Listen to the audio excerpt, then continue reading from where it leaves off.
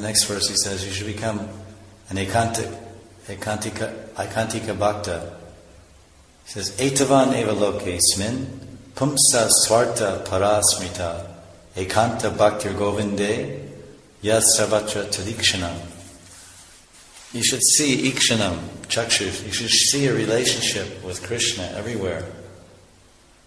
With unalloyed devotion, ekantiki bhakti, ekantiki govinda bhakti.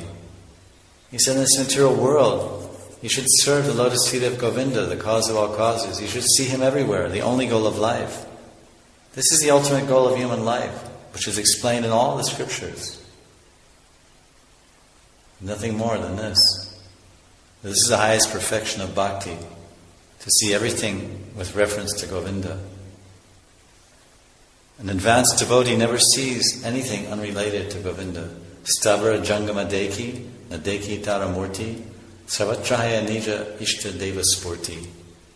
The advanced devotee sees everything, mobile and immobile, but he doesn't exactly see their forms. Everywhere he sees the form of God, Krishna.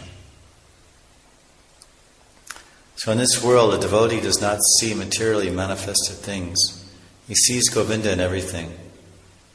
He may see a tree or a human being, but a devotee sees them in relationship to Govinda. Krishna sambandhe. Nirbandhe Krishna sambandhe yukta vairagya uchate. This is the test of a perfect devotee. It's that he sees Govinda everywhere in his universe, even in the atom. A devotee sees everyone and everything in relationship with Narayan. Everything is an expansion of Narayan's energy. The perfect devotee, Prahlad Maharaj, he saw Narayan even within the stone column.